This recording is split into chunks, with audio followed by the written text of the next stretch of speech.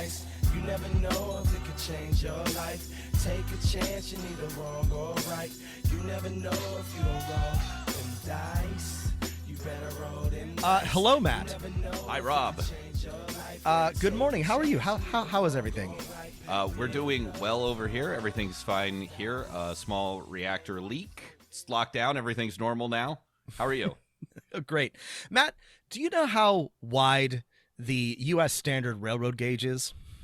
Oh, shit. Robert Fogel's going to be really mad at me for not remembering his paper. No, I don't. That's okay. It's I very remember it got specific. standardized after the Civil War, though. There's no reason why you would need to know this precisely, but it's 4 feet and 8.5 inches. Now, Matt, God's number. God's number. A very, very precise number. It's actually a Masonic number. No, actually, the reason, Matt, why the railroad gauge is 4 feet, 8.5 inches is because... That's your height, Rob, right? Listen, we do stand short kings on this podcast, yes. But I am taller than that. Is because that's how wide they are in England. And Matt, do you know why they're that wide in England? I'm going to say because there were wagons that wide. You're close, very close. Okay. That's right. It's because that is the width of the Imperial Roman war chariot. The length between the wheels, and thus the roads in England. If I remember correctly, the Romans built a lot of railroads. They did. So, They did. They built a lot of roads from whence the railroads were developed, right? So that is why the U.S. standard railroad gauge is the exact same width as the Imperial Roman chariot. And in much the same way, Matt, because Gary Gygax forced his players into a dungeon with only one path, we too must railroad our players and disallow them. I see where you're going. Disallow them any sort of agency and or action. Hello, everyone. This is Dungeon Master of None. I'm Dungeon Master Matt. And I'm Dungeon Master Rob. It's the great railroading debate.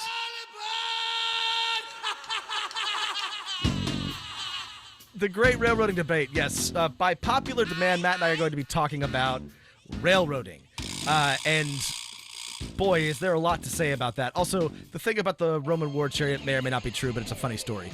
There's probably a more... frankly, that's just like a good width for things. It's probably more likely that that's just, trains and carts and cars and things just sort of need to be that wide. It's maybe not exactly partially true. Anyway, the point is railroading. Yeah, I'm imagining a wagon that's like 8 feet wide. Sounds fun. A nice wide boy. Listen, let's go back in time and tell the Romans to make their wagons wider, and then we can have bigger, cooler trains. Yeah, absolutely. Mega trains. Super trains. We love trains. And here. Railroading. And railroads. Not railroading. Diesel trains, electric trains, Amtrak trains. We also like streetcars. We also like other types of trains. One of the most disappointing things I learned is that there used to be a streetcar running outside the window I am looking at right now. Oh, Matt, and it's gone now. I learned the same thing when I moved here, that the streetcar in Portland used to come literally right to this street, right in front of my home. No longer. We're so horny for streetcars. We want them back, folks. Bring back streetcars, everybody. I was in New Orleans, and they got streetcars. They're really slow. Yes. They might be better replaced with buses, but whatever. They're cool. They're cool. Fucking cool. They're very cool. They're very heavy. They're very slow. And so railroading is one of those words that if you have looked up anything about how to game master or dungeon master, you've probably encountered before. Yeah, this is one of those. This is. I don't know if this is the most, but maybe the most discussed sort of DM issue online. There's a lot of railroading discourse, and it's something that a lot of people are familiar with. A lot of people have weighed in on, and there's been an awful lot of talk about it recently. There's a lot of bad advice, but at the heart of the issue is like some good advice, which is why we're going to talk about it. It's also like one of those things that, like, if your players are unhappy with you, they can accuse you of being a railroader. It's sort of the like, are you now or have you ever been a railroading dungeon master? And if you don't give up some names, Yes. I'm going to kick you out. Anytime your players feel dissatisfied or things don't go their way, you may find yourself in front of the House Un-American Railroading Commission and having to defend yourself. So, okay, let's define. Yeah, so our first task here is a definition Section of terms. 1, definition of terms. Webster's defines railroading as actually Webster's doesn't have a definition for railroading because they might. It's an old word. Using railroading as a verb has been around for at least 100 years. By the way, because people love talking about railroads because they used to be the only cool thing around. I don't know if you knew this. This isn't really about railroading, but the phrase "run out of town on a rail," they used to actually do that to people. They would put people like politicians or whoever that they didn't like. They would. This happened in "Oh Brother, Where Art Thou?" Yeah, literally it's a great scene. String them up to a rail and run them out of town. Anyway, that's what your players will do to you if you railroad them. No, the dictionary defines railroading as to press someone into doing something by rushing or coercing them. I guess that's true. I guess that's so. Yeah. But when people talk about this in the context of game mastering or dungeon mastering, it gets pretty fuzzy. So, Yeah. Matt, we're going to talk about some other definitions of railroading because this is sort of what sparked this conversation, is that Matt came across some discourse where things were being brought up that were this is railroading, but it may or may not have been, and maybe not. And so, what do we think railroading is, Matt? Right? Okay, yeah. Let's start with a good definition, so you'll have that in the back of your mind as you listen to this. I think railroading, a good definition is it kind of related to the old school. Webster's dictionary definition. It's taking away player choice. Right. Or either taking away player choice or having a single predetermined outcome for your adventures, right? If you're doing either of those things, that might be considered railroading. So you're forcing something on I read a bunch on this, and I think it has to, so the critical part is that it has to negate player choice, right? It's okay for you to have a predetermined or preconceived outcome as a DM, as long as you don't force your players to get there by negating their choices.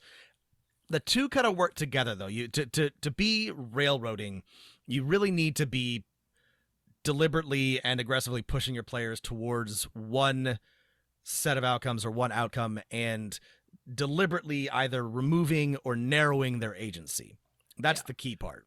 Well, I mean, I would stand by my initial definition that if you have a single predetermined outcome and that's going to happen no matter what, in most cases, to me, that is a form of railroading. And I think we then have to ask, why is this bad? Because I've seen a lot of people, other dungeon masters, be like, well, there's good railroading and bad railroading, or something like that. Do you agree that there could be good railroading and bad railroading? Isn't it good to negate player choice sometime? I think we got to pin this down some more. I think I'm going to have to push you on something, right? So most published adventures, most written adventures, and most homebrew adventures have some core predetermined outcomes, right? In Rise of Tiamat is the bad guy, right? Tiamat is the ultimate villain, right? The opponent for whom all things drive. Is it railroading to have, a god dragon with a bajillion heads be the final boss? No, not at all. Not at all, right? And but that's a predetermined outcome, Matt.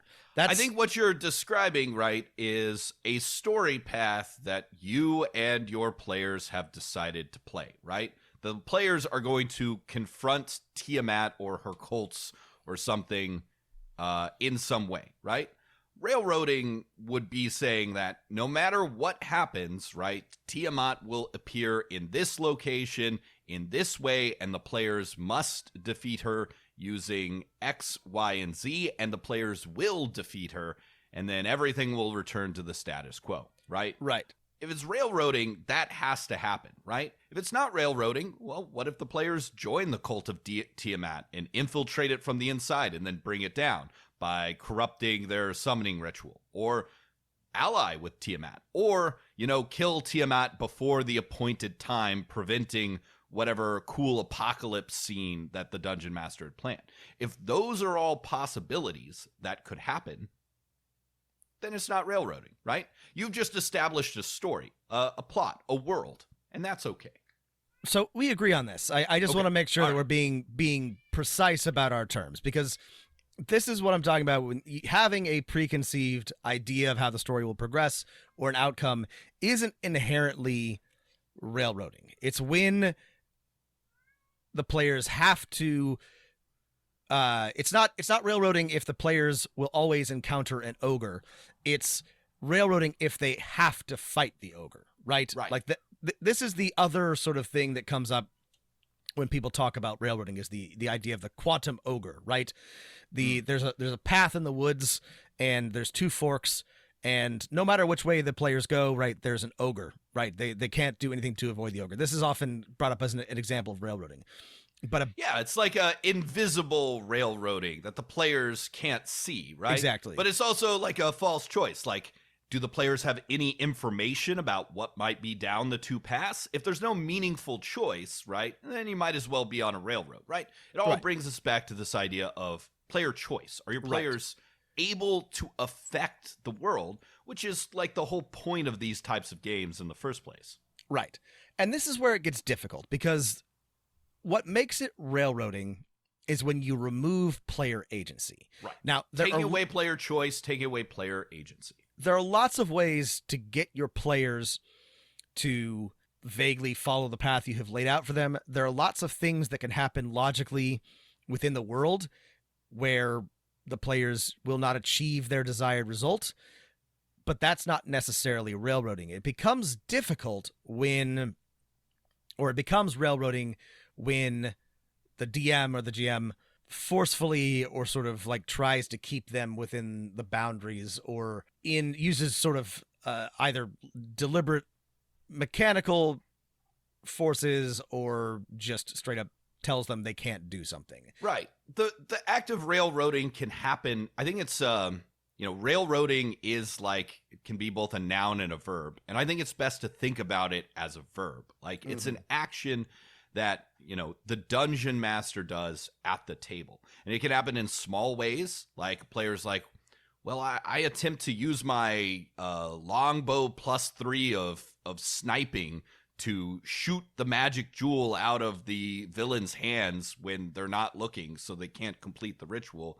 And, they roll a 19, and then the dungeon master says, well, you fail, right? Because, they've negated a player's choice and actions by saying either you can't succeed or you can't fail at a particular action. So you could think about it as like a small scale verb. Right. I think there's also like a large scale verb, right? What you were describing with the ogre or a plot, right? Is that no matter what the players choose on the macro level of the adventure, all roads lead to the Lich, right? All roads lead to confronting Tiamat in this particular location and way. Right. Even more granularly, once they get there, there's no conversation, there's no opportunity for any sort of approach, except you must fight the bad guy in this exact location under the terms laid out. There's no opportunity for any sort of player choice. There's no, not even a hint of being able to do something distinct or unique. You have to just sort of play the scenario out as it's laid out. So maybe we should talk about some specifics, because this is part of why railroading is so difficult to pin down and why there's so much argument about it, is because people aren't always talking about the same thing. And so let's talk about some actual railroading scenarios and try to determine, or potential railroading scenarios, and say, is this railroading? Is it not? Is it good? Is it bad? And then hopefully we can kind of reach a satisfying conclusion on this. A consensus between the two of us. Yes. Okay. Yeah, I like that. The post that sparked this conversation for us, which then kind of got rolled into a bunch of other, as this was coming up, was about having intelligent NPCs and using basic logic. Now, there are several examples. This is a Reddit post. Several examples here, and we can agree or disagree on whether or not this is intelligent or basic logic, but we should talk about whether or not it is railroading. And then we can talk about some obvious examples of railroading.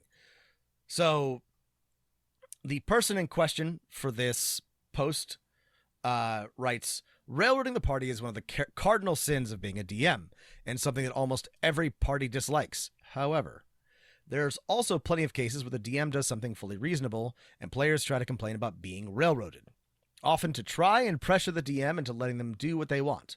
Let's go through the examples of what isn't railroading.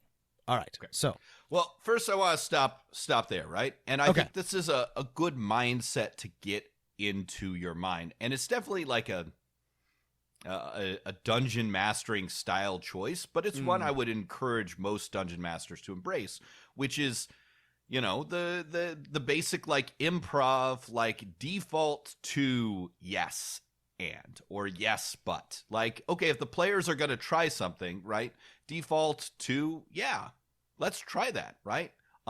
Notice that, there's not just one. Remember we had Keith Baker on, and there's like, I've run this particular scenario 1,000 times, and every 20 or 30 times, players come up with a completely logical course of action that makes sense, right, to them.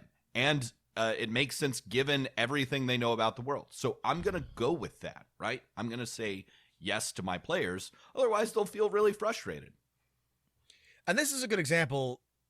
I think we can get into this at the end, but I think a key takeaway here is that railroading is a rookie DM mistake. It is something that is employed by DMs that lack experience and confidence.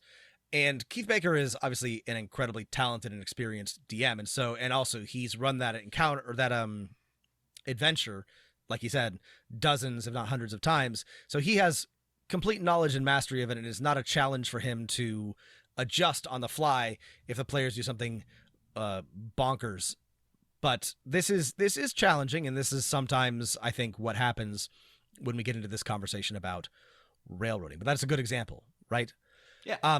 So here's, from this post, some examples of what is, according to this person, not railroading. In quotes, what? We attack the Lord of Death and die right away? Yes, he's a lich, and the big bad evil guy of the entire campaign. You're level 2. Matt, is this railroading? I'm actually going to say for this, like, okay, so you have a low-level party confronting a very powerful lich, and if the players choose to attack them, they're immediately killed and the campaign ends. I'm guessing the other solution, the only other solution is the players, I guess, do whatever the lich wants them to do, right? It's not, no other example is given. So, yeah. This is, yeah. To me, that feels pretty railroady, right? In that, okay, well, the only solution is the players are confronted with a challenge that they cannot overcome. Right, and there's no real choice for the players. Right, this is a great point because there's a lot of missing information here. Sure, where are they encountering the Lord of Death? Is he just wandering through town? Did they somehow break into his secret lair 20 levels too early? Do they see him from afar and try to cast magic missile on him? If they're placed in a room with the Lord of Death, and he wants to monologue at them, the player choice is either do nothing or attack and die. That isn't that's technically railroading, actually, I would say. Yeah. So in some scenarios, in some circumstances, this is not, but it's not, I think, egregious if the players are put in a situation where they're in a room with a very powerful person or enemy, and if they attack, they'll die. I think that's reasonable. However, usually it's usually there's like a reason for it. Usually there's somehow it fits within the story. There are going to be plenty of circumstances in which your players are unable to solve a problem through combat. Right. But forcing them to either sit and obey or listen to anybody is kind of railroady. Yeah. I think it might be useful here to take a step back and think about, why is railroading bad? Right? Why is it that players dislike this so much? And I think from a player's perspective, right, railroading always feels like the cutscene in a video game. Right. Does anyone like cutscenes? No. No one likes cutscenes. Especially, and video games have going for them thousands and thousands of person hours and artists and voice actors, to make something look pretty. Mm-hmm. The cutscene of your railroading where this has to happen and players can do nothing to affect the outcome, it's just you, the dungeon master, talking, which is super boring. Right. So of course your players get antsy. And they're like, I hate this. Exactly. Well, and this is, if you put your players in a room and you make them listen to your villain monologue, they're going to hate that. They're going to hate that. And they're either going to try to cut it short by starting a fight or leaving. And if they can't do either, that's going to make them feel like they lack agency. And they do. And that's an issue. We've talked about this a lot. You should never be talking yourself for very long, and you should never be talking to yourself. And this is, again, we're making some assumptions about the scenario in question here, but if you're encountering your big bad evil guy and it's the big bad evil guy, what is the scene in question trying to accomplish? If your setup is that the players have to go retrieve the 6th part of the rod of 7 parts, and you're like, well, I could cast a geas on them, or I could put them in front of a lich that's going to threaten to murder them if they don't, those outcomes are fairly similar. But I think one of the consequences of making players watch a cutscene like this, right, where there's a villain they can't interact with in a meaningful way, where none of their choices matter, in the short run, right, in that scene, players feel bored and frustrated. But I think there's also some long-term consequences, right? Players become, a little, they feel they feel like this isn't about them, right? Mm-hmm. They feel a little taken advantage of, right? Mm-hmm. They begin to check out of the adventure, right, as it drags on, as they're subjected to these negation of their choices week after week after week, right? You're destroying your role-playing community bit by bit. The Alexandrian talks about this a lot and has a whole series on railroading, and he calls what Matt just described abused gamer syndrome. Oh yeah. And sure, you will encounter players that are always looking for the railroad because they're so used to being on it, and they will sometimes even get frustrated and lash out because they're trying to find it. And tell us what you want us to do. Yeah, tell us what you want us to do. We're doing what you want us to do, and you tell them no, you can do whatever you want, and they get frustrated, because they've only ever been on rails and they've been punished, right, for trying to deviate from that, and so they expect to be punished if they do anything but what the DM intends them to do. And this is a relatively common problem. A lot of players still think like this. Here's another scenario, Rob. Thanks for bringing up that first one about the lich that I ran into reading things about railroading on the internet. And it was a player described that their dungeon master had, was very much against railroading, but had a plot of a evil sorcerer that was going to end the world. And the players encountered this early on. They investigated it, and they made some choices that made them deviate from stopping this evil sorcerer. And this went on. This was 10 levels ago, right? 6 months ago in the game. And they had, as people, completely forgotten about this, were uninterested in it. And then after one random session, the dungeon master was like, and then the world ends. So, what do you think about this? Is this an instance of railroading to say, okay, well, I've not prepared one particular outcome, but I have prepared a plot where an evil sorcerer will end the world in 9 months unless the players stop them? Yes, it's absolutely railroading. I mean, it's a funny example because But Rob, I didn't negate any player agency. Right. Throughout the course of the game, the DM didn't, but the game ended, essentially permanently ending player agency. So I guess technically, up until that point, players had agency.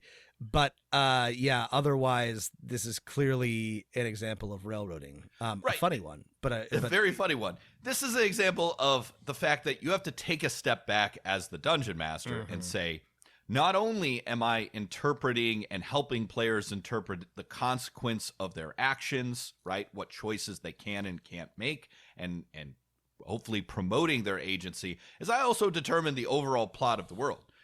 Sure. You could have the evil sorcerer that they ignored at level 2 in the world 6 months later. You could also just have an asteroid hit the planet. Right. Oh, you weren't looking up in the skies for an asteroid. Sorry, the world ended, right? Yeah. You could do that, but you don't have to, right? Right. You could always do rocks fall, everyone dies. That is within your power to do as a DM, but just because you gave the players a hook that there was an evil sorcerer trying to bring about the apocalypse doesn't make this any different than just rocks fall, everyone dies. Yeah. I'm moderately sympathetic to this. I sometimes plop big threats that the players sort of need to respond to, and then they faff about, but you can also just remind them. There's ways to. You can remind them in person. You can remind them in game. Yes. Like one of their allies goes up and like, hey, so and so's actually gathered 3 of the 4 orbs of dragon kind, and they're like, oh yeah, we ran into that jerk off 10 levels ago. Maybe we should go investigate. Maybe we should do something about that. Well, this is a good time to talk about why DMs might think that they need to railroad. Exactly. Why does this happen? Because this is getting into like why do DMs do this? Because I've posited that it's because they're inexperienced or because they lack confidence. But also there are legitimate excuses for railroading, and I think we should examine them to be fair and to sort of consider both sides, Matt. We do love to consider both sides of the issue. One of the main reasons why, or the excuse for railroading, is that if DMs will say that if your players don't, right, they have to do it to keep difficult players in line, right? Like if you don't slam, if you don't slap their hand, if you don't like make sure that they stick to the script, then they're going to do wacky things like kill the king when they have an audience with him, or steal, a sweet roll and chase lead the town guard on a chase throughout the city and totally throw everything into chaos and disarray. And so you have to say, gotta steal to eat, gotta still live. Yeah, they'll do a fun Aladdin musical number through the city, that sounds great. Sounds great. Stop thinking that's great. That's bad. That's bad. It's bad, but also good. And so DMs will say, well, if I don't make the king, surrounded by an invisible force field, or if I don't, have the villain have a ring of counter spells so they can't, fucking power word kill them, or finger of death them in the middle of their everything speech. will go off the rails. Yeah. So what do you say to that, Matt? What do you say to that argument about why one must railroad? The difficult player excuse, right? Okay. I think that makes sense, especially to a new dungeon master, because especially when you have new players, right? You have the players who are like, oh, I can do anything in this game. I'm going to go, steal everything from everyone. I'm going to wander off from the rest of the party and be a nuisance, right? Well, first I would say sometimes that's lots of fun, right? Right. As long as everyone else at the table, it's not like the wacky rogue show or wacky bard show. is having fun, this is a great opportunity for, your players to explore the world you've built and engage with your world building, right? So if you're like building a world and not a specific step-by-step novel or story, that's lots of fun. And then if it gets out of hand, right, that's the sort of, we have a social agreement at this table that we're all going to tell a story together. And if you keep going to a city on the other side of the planet, well, it's going to be just really just difficult logistically. Right. The Alexander has another good take on this, which is, if your relationship with your players is that like they're naughty children and you have to keep them in line, then That's right. Examine your own head here. Are you a school marm or are you their friend who's telling a story? Right. With them? That's a fundamentally broken relationship, right? Like it's it's like if your players are like, if they like physically hit another player at the table, or if they're obviously cheating, those are things that cannot be fixed by in-game decisions. That's right. If we could only design a better system, it will fix the problem of people being assholes. Right. In this case, there are some problems that you have to talk with people about, right? Yeah. And if your player is deliberately being disruptive in game, then either you or the other players need to do something about that. Now, to put a bow on this one, I would say, what's the solution for this? It's that social agreement that you should have. Right. It could come from a session 0 or something you've worked out through play, right? It's talking to players outside of the game. Exactly. And if it is something that can be managed, right? If, let's go with assassinating the king or emperor or whatever, that could be fun. It throws the entire plot into disarray, but if you're willing to roll with it and figure out what that means for the world and for the campaign, that can be a lot of fun. They have to escape the palace. They maybe meet up with a rebel group. They maybe form a resistance, let it ride if you can. Yeah. But if they're, if you feel like you need to railroad to stop your difficult players from being difficult, then the problem is not a in-game problem, or it's not entirely an in-game problem, and railroading them is not going to make the game any more fun or make those players any less difficult. Yeah, that's a great point. Okay, I think I can add another car to this train you've got chugging along here. Let's hook it up. Legitimate. Let's couple those train cars. Ka-chink. Oh, man. I love that noise. Man, I used to live right next to, as Rob knows, right next to a train, which you can probably hear in some of our old episodes. And I fucking loved it because this happened to me one time.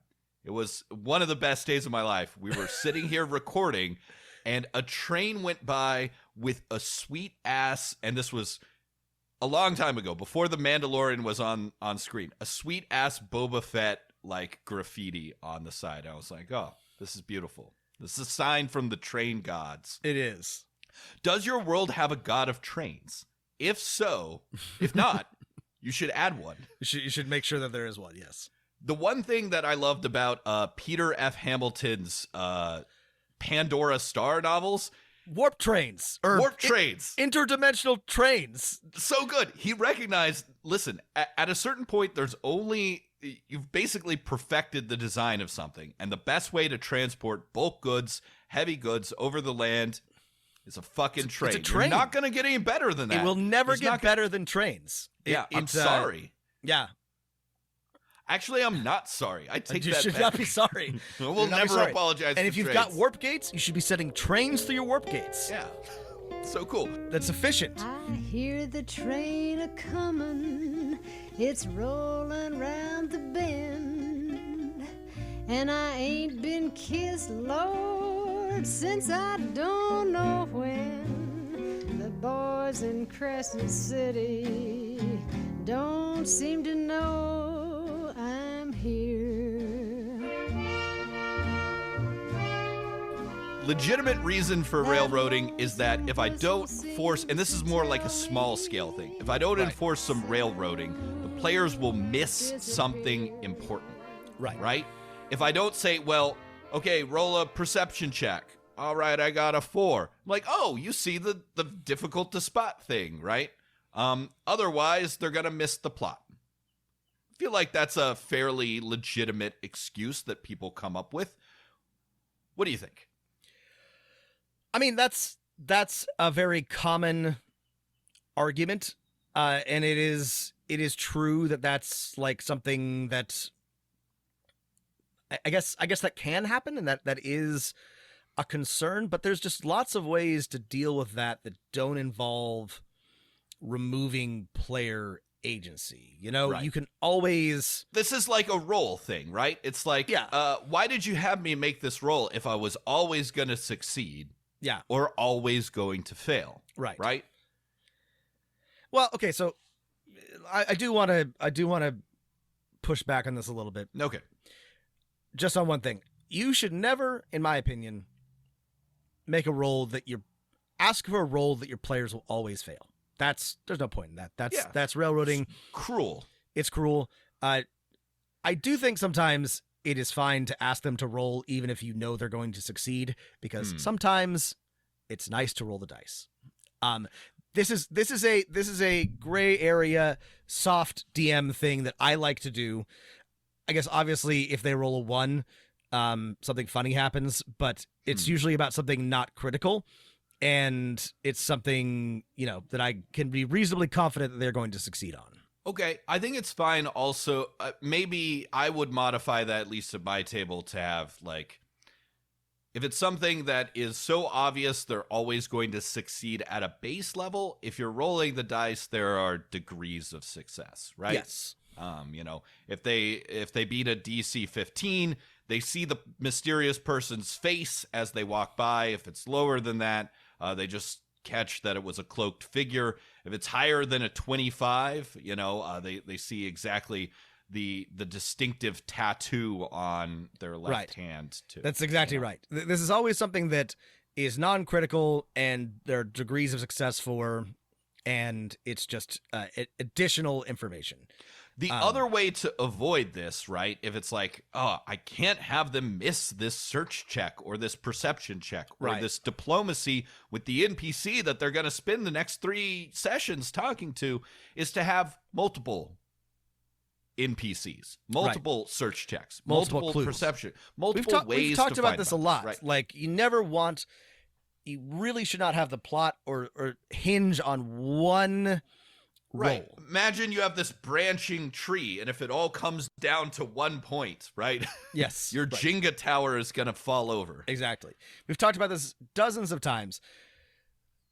Always have multiple clues, multiple NPCs, multiple paths. It's okay if they all kind of lead in the same direction, but don't require all player choice to go through exactly one person, one roll, one object, and if they miss it or do it wrong, then you have to sort of just give it to them, because otherwise the plot can't advance, because they're going to notice that, and they're going to realize they're on rails.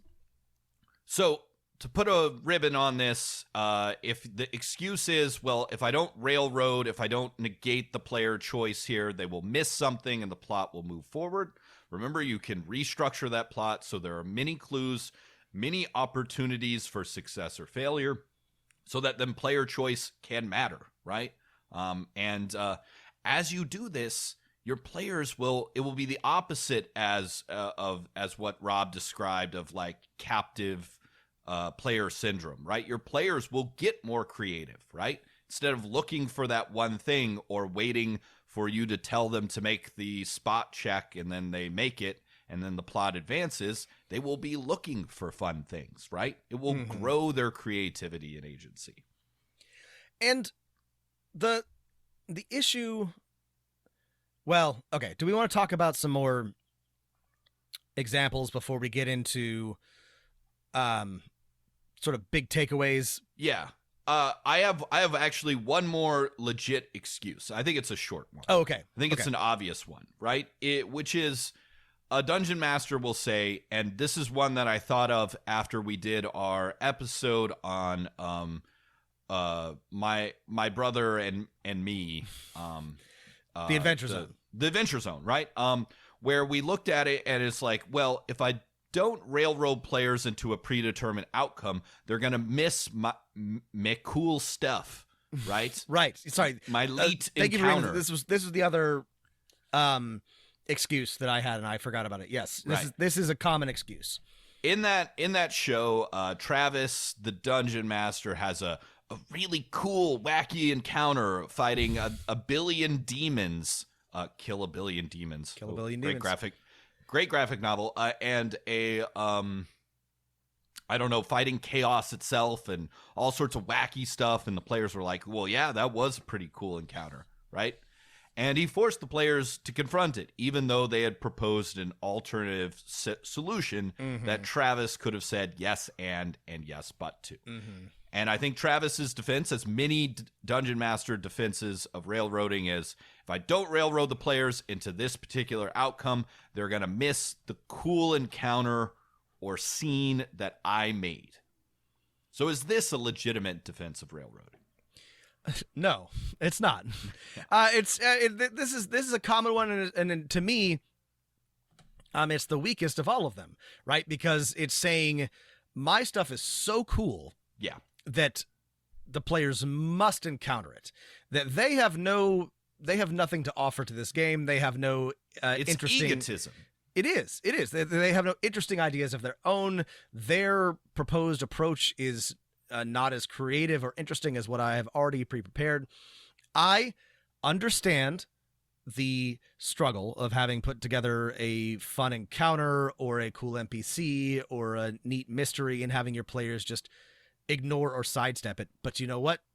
That is the burden that we bear, Matt. That is the struggle of dungeon mastering, and it is just as fun and perhaps even more so when your players are like, actually, I want to do this instead, and they have a good idea and a good approach, and you roll with it. And that's the real problem. This is my least favorite, and this is why I think many DMs railroad, is because, again, I think there's a good impulse behind this. They put a lot of effort into something. They came up with a cool idea. Right? It's cool. But you have to let that go, because no one's going to have fun, including you, if you're just sort of like shoving your players into your, arrayed set pieces. Yeah. And the thing is, all is not lost, right? Ideas don't go away, right? Oh, you're going to have an encounter in a shifting plane of chaos where players like swap bodies every 3 rounds or something. That can happen again. That can happen. Right? In another appropriate situation. Just save your ideas. Just write them down on a goddamn piece of paper and use them at another appropriate time.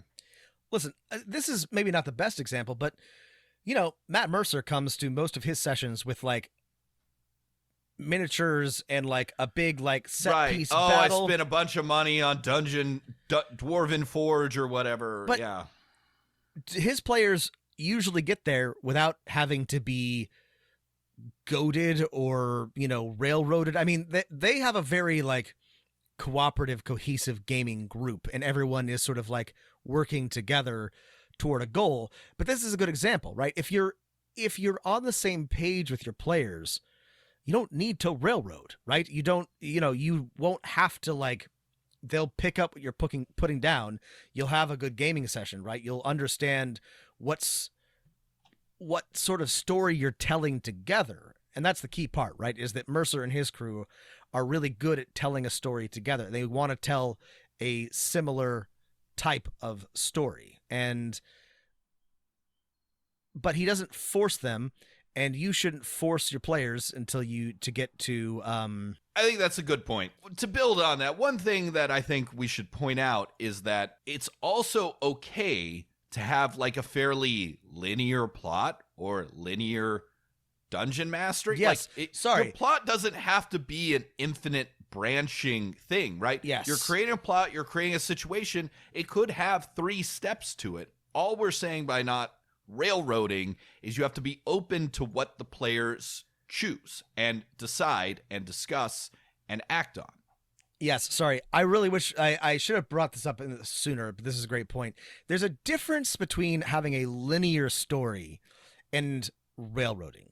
It is entirely okay to have a linear story. A lot of great adventures are extremely linear, but they can be linear without, again, the critical part here is removing player agency or forcing players to make an exact set of decisions. Like, it's okay to have, it's even great to have a linear story. You just, it's not everything has to be an infinite sandbox. Right. And that's not a great group. That's a great type of play for everybody.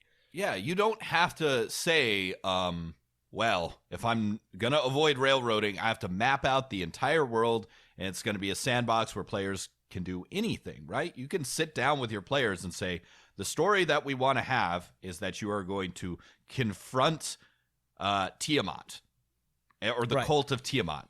Maybe Tiamat will show up or something. Okay, if that's the game we're going to play, that's fine, right? Can I give an example of like linear design? Well, I want to. Yes, I do. But bring up Tiamat. Circling back to your sorcerer blows up the world example, like yeah, that was so fucking funny.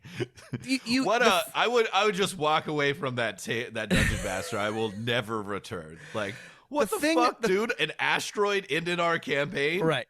Why would you choose that? The thing is that you say, you present your players early on with Tiamat is rising and is going to destroy the world, or an ancient rune lord is trying to reactivate all of the rune stones and become whatever. Or we got to talk about Rise of the Rune Lords sometime, which is a pretty, again, linear, a pretty linear adventure, right? Yeah. But it's a fun one. It's a good one. But you can present your players with that, and they should probably respond, well, okay, we should stop Tiamat from destroying the world, right? Or we should stop the rune lord from activating all the rune stones and becoming king of everything. That's a pretty like normal response. And if they don't, and they do something else, you shouldn't just have the world end 6 months later. But that is an extremely linear adventure, but it's entirely plausible and logical, and everybody can agree and have a good time that the correct outcome is for the players to try to stop the world from ending.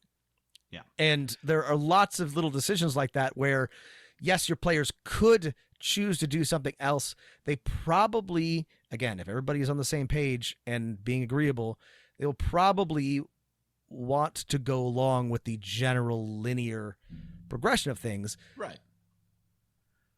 But you don't have to force them to. Yeah. Here's an example, right? Okay, so, let's sorry, say... you were going to give an example of linear design. Yeah. Hopefully it'll make what Rob is saying more clear, right? Like, let's say we're playing a sci-fi campaign, Rob, and here's the linear plot I've come up with, right? Players have to kill the evil warlord of a planet, right? Maybe it's a Star Wars or, space opera campaign. They have to go down there and kill this bastard. The plot I have developed is they have to land on the planet, gather information, and kill the ruler and deal with the consequences, right? Those are 3 clear steps in line. Those are the things that are going to happen. That, to me, is like fairly linear design. Right. But it's not railroading, right? Because so many things could happen on those 3 steps. Just as if you have a 3-room dungeon, right, where all of them are in a row. That is completely fine, right? Your dungeon doesn't have to be a maze. What could make it railroading, right? Well, it's railroading if they must challenge the Grand Moff in his over the volcano, right? Yes, in his volcano base at the center of his command tower. And that is the only place they can ever encounter him. Right. Like if the gathering information about the Grand Moff has to happen at the seedy cantina and can't happen anywhere else, right? You're negating player choices, right? Let's say the players come up with a plan to pose as interplanetary traders, right?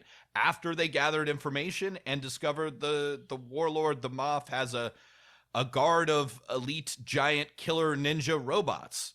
So they lure the Grand Moff to a fancy dinner party where he's not going to have those giant robots. Right. If you instead say, wait a second, I planned this cool, I created this cool stats for giant robots. The giant robots burst in and you have to fight them anyway, despite you coming up with this cool plan to lure him away. You just negated all the cool things they they felt like doing. And your players aren't going to want to do cool things the next time, right? Right. Exactly. If they find out the Moff has to travel to visit an outpost and they want to ambush his convoy, don't say, actually, he decides not to do that and he stays in his volcano base because we have to have a really cool fight in the volcano base. That's removing player agency, right? If they come up with a cool idea, find a way to run with it. Yeah. Not to like pat ourselves too much on the back or sit around wanking each other off, Rob. But like when we the first adventure we published as part of this podcast, The Celestial Job, is a very linear adventure, right? However, it's also like, at least in my opinion, it's not a railroady adventure. It's a great example of linear design that's not a railroad, right? Why the players are proceeding in the plot is up to their own choice and agency. How they go about moving from encounter to counter is great. If they succeed is an open question, right? And if they don't succeed, there will be interesting consequences. If they do succeed, there will be interesting consequences. And what happens and how they choose to succeed, like what they choose to do with the final like artifact they find, is all open to their own choice, right? But, it's linear, right? They have to start in Sigil. They have to go to an outer plane, and they have to go through like a 3-room dungeon that is 3 rooms in a row. But it's not railroady. I mean, I agree. And this is how I design all of my encounters and all of my adventures, is they all actually tend to be pretty linear. In fact, because I have a pretty good idea in my mind of like how I think the plot ought to progress. But at every point, I have either completely open-ended or many, many options for how the players can or might approach a situation, different outcomes, and especially like at plans for how players might approach it. Yeah. And you make room in your games. Yes, I've right. seen this for a plan that you didn't think of, right? Exactly. Because you're not so egotistical that you're the only person who could be creative. And this is easier if you tell yourself you are designing a world and a scenario populated by actual NPCs and responsive to your players rather than you're running them through the plot of your novel, right? Like Right. It's purely a shift in perspective, right? You're building, if you know that the Grand Moff takes lunch, in the cafeteria every day, and you know that he likes to, exercise in the yard, like if you just, you don't have to write out the schedule for everybody, but like just as an example, like if you just know that he is a person who does things, and that that there are all these different like moving parts in an existing world, then it's not so hard, or it's not as daunting when your players want to explore that or approach things differently. And yes, maybe you have fewer magnificent set piece battles exactly where you want them to be, but you can still have plenty of those. And yeah, those will still happen. They'll the still fear happen. of not having a set piece battle is, I think, very set. And the thing is, the players will remember the fact that they lured the Grand Moff to a fancy dinner party and in a well-coordinated plan just stabbed him in the back and then all fled away wearing coordinated outfits, much more than your cool set piece battle. Mm-hmm. Yeah. I think this is summed up. Sly Flourish, Dungeons Master Advice, sums this idea up in: you build worlds, not stories, right? Mm-hmm. You and your players build the story. You're building the world, right? This is just sort of another way of saying prepare situations, not predetermined plots, right? That's all we're saying, I think, at the end of the day. This whole big mess. Yeah. And yeah, it's really that simple. Heading for the station with a pack on my back. I'm tired of transportation in the back of a hack. I love to hear the rhythm of the clickety-clack and hear the lonesome whistle, see the smoke from the stack, and pal around with Democratic fellas named Mac. So take me right back to the track, Jack. Choo-choo, choo-choo, choo-boogie, woo-woo, woo-woo, choo-boogie. Yeah, to leave us with one more, like someone on the internet, again, just as a reminder, this is how players feel when they are railroaded. Here's a quote from, what is this? Quora, I think, the greatest place for, for internet answers since Yahoo Answers. Yes, rest in peace, Yahoo Answers. My current GM is running a campaign and is very video gamey like. It started out super fun, and the deeper we get, the less fun I have. The reason is it feels like the GM is telling us a story, but we cannot interact or change anything during his, quote, cutscenes, unquote. No matter what any player does, he just says, no, it didn't work. Yeah, you can do that. See if you roll a 20. We also can't damage any bosses. He has until we reach a point in the story that he has planned, so our interactions with villains don't matter. I feel like he is making us sit there and listen to an anime he has come up with in his head. This is, I mean, don't make your players feel like this, right? I find myself sitting here thinking, why would I react? It doesn't matter. Yeah. I think this happens a lot because people misunderstand what the role of a DM is and what also what the purpose of a a role-playing game is, what makes it fun, right? It's not running a captive audience through your novel. It's coming up with scenarios and worlds and engaging with them with your players. And right.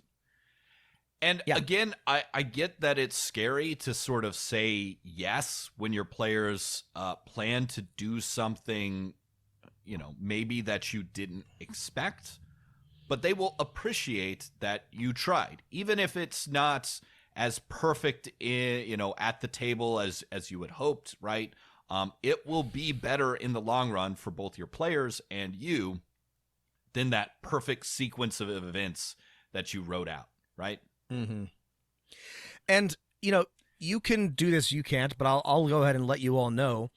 As a GM, I let my players know when they do something that's like completely off the rails, mostly to buy myself time. But I'll just to say that. Yeah, I'll just say, wow, I didn't expect that.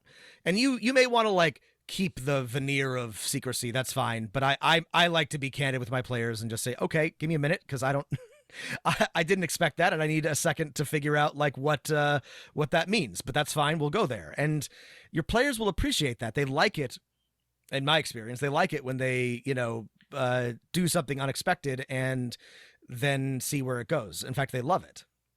Yeah, they absolutely do, right? Because you are recognizing their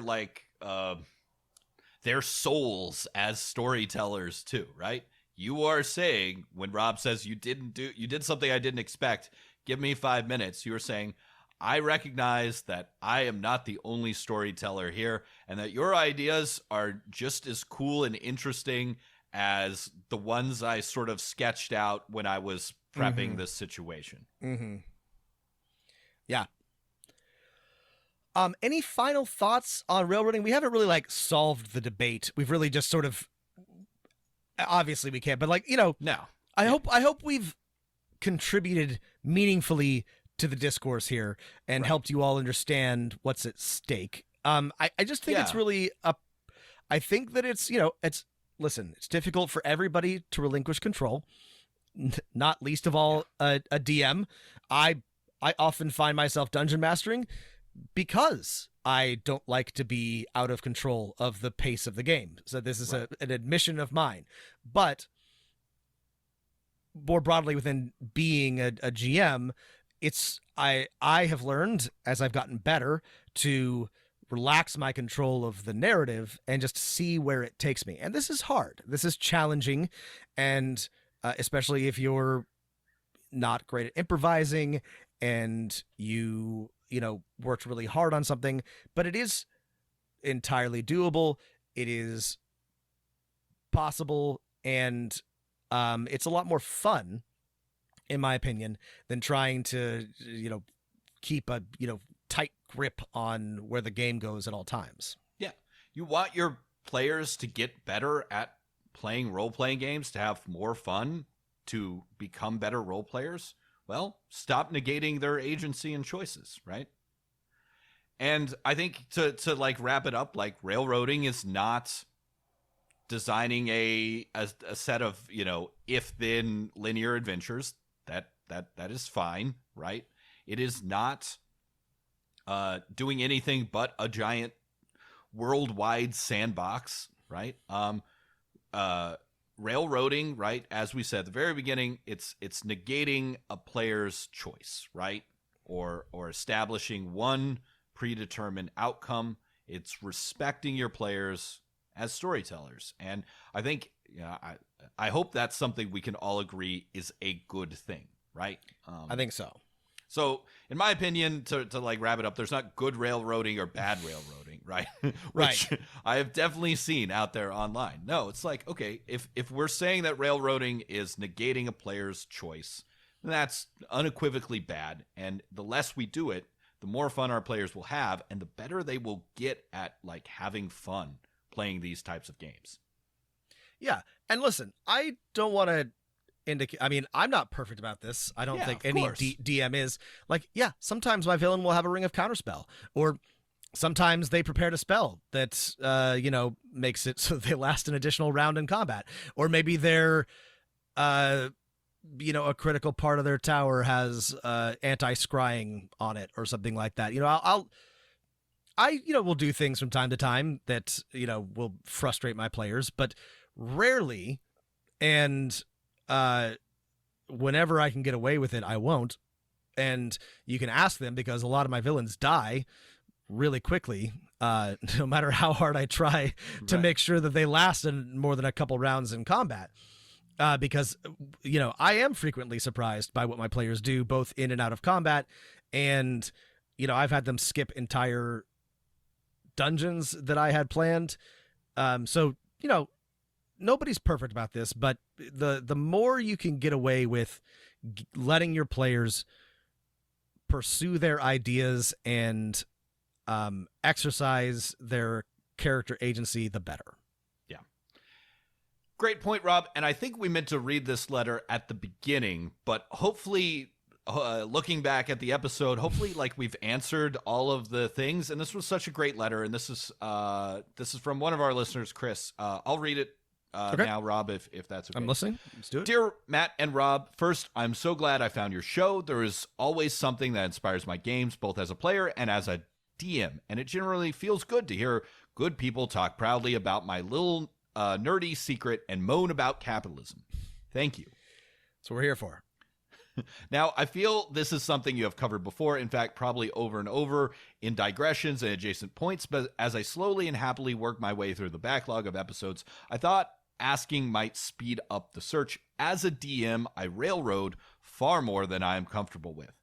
While my players are incredibly gracious and pretend not to notice, I am certain that from time to time, when the narrative that I have constructed becomes so set in my mind during prep, I don't offer my players enough agency to actually guide the plot themselves, and this is the part that all of us enjoy the most. When I first noticed this, in attempting to rectify the problem, I wrote out 4 different adventures for the next session to give them free reign over where to go next. That part, aside from the time it took, worked out great, but the problem remained in that once they had chosen their adventure for the day, I pulled up my notes and proceeded with the usual, well then, this happens. This is your adventure.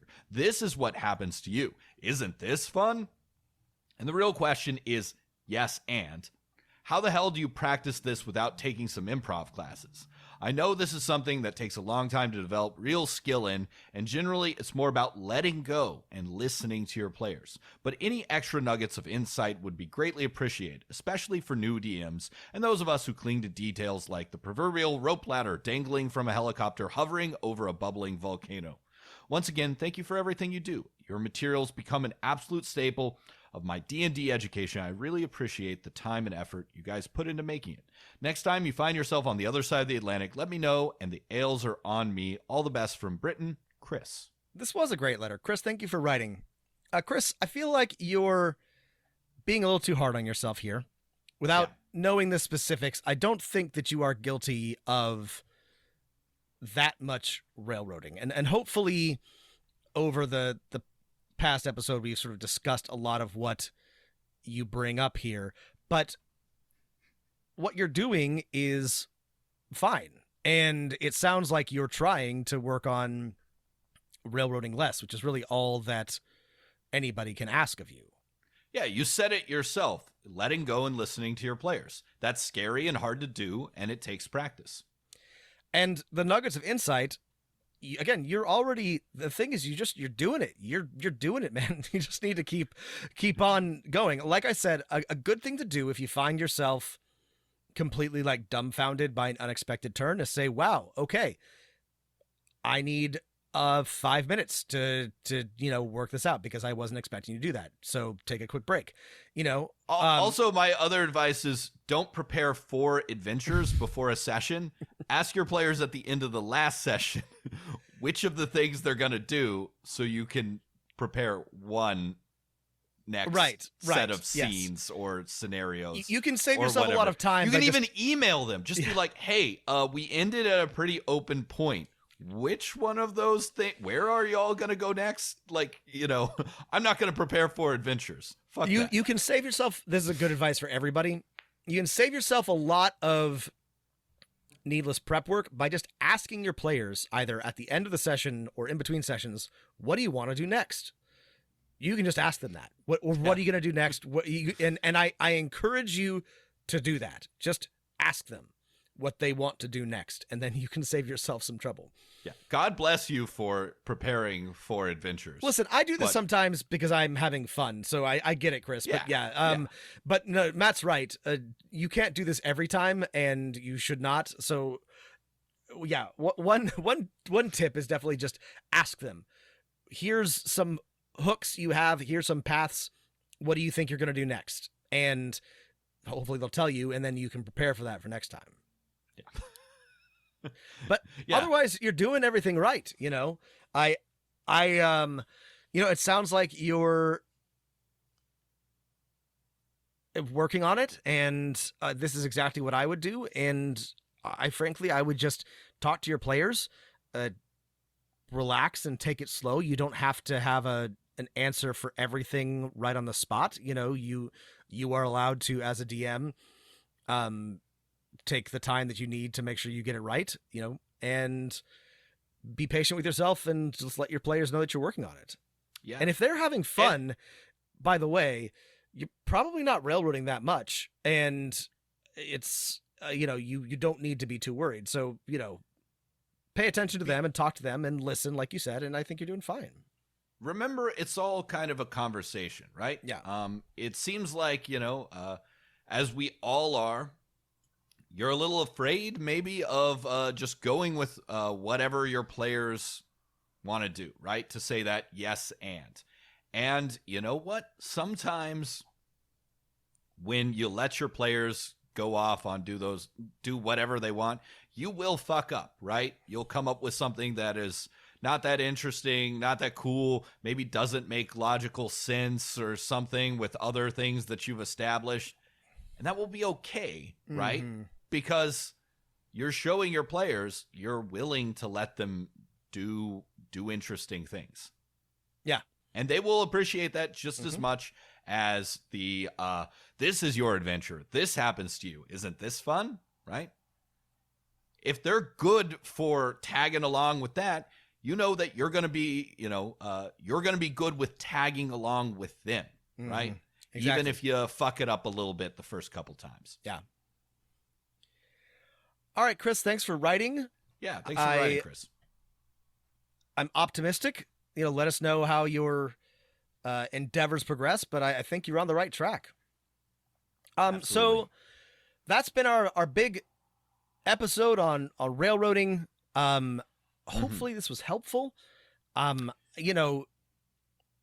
do think, again, it is stressful and challenging to not know where you're going to go next, but as soon as you let go of the expectation that you're going to know what's going to happen, and the players will do exactly what you expect them to do, it actually gets much easier. And so that's my big picture, mindset advice for DMs is to, just stop expecting to have control of the narrative, and it will become much less frightening when you find out that you don't. Right. It's a thing you practice at. And again, it's a thing that one of the great things is systems that are not D&D, some of them force you not to do this, right? Force you not to prepare a plot, because sometimes player actions create plot, right? Right. So this is something that if you really need to break yourself out of it, you can try one of those games where a player move or action changes what you're doing entirely. This is the other discourse that has been going on that we haven't had a chance to talk about, but this is a great argument for playing other games than D&D. Not because you shouldn't play D&D, but because they make you better at being a DM. But other games make it very, very easy for you or for players to have more agency, and make it basically impossible for you to deny their agency. And this is just great practice. Yeah. When you have on your character sheet, rules is written, it says that, an NPC that can do this shows up in the next scene. Well, then you have to go with that. Sorry. You have to go with it. It's rules is written, damn it. It's in the rules, folks. You can't argue with that. All right. Thanks for listening, everybody. All right. We've pulled into the station. That's right. Let's drive the golden spike between the boiler. Yes. Between the two ends of this railroading debate, and call it done. If you have thoughts, disagreements, you're angry at us, you agree, you have questions about your own game of Am I Railroading, please write us dmofnone@gmail.com. Add us on Twitter @dmofnone. Please rate, review, subscribe, tell your friends. We also have a Patreon, patreon.com/Dungeon Master of None, where you can see for yourself our own designs, where we hopefully have not railroaded you too much. And also, yes, if you subscribe now, not only will you get a bunch of old stuff we've made, including, May we had the Warlord class. For June, we have, I think, a very not railroady adventure from me at the Monongahela's of Madness, a horror adventure. And for this month, we'll be wrapping up Dice Hard, which is entirely self-contained, but in my opinion, extremely non-railroady because it's very, very open-ended, and a good example of how you can have tons of player agency within a contained adventure. We'll see if we succeed on that, but these are hopefully good examples. Hopefully all of you will enjoy the benefits of a classical education from this episode, and throw a few bucks our way if you liked it, or don't. We don't care. The choice is yours. We respect your agency. Absolutely. All right. Stay healthy, everybody. Stay safe, and keep rolling them dice.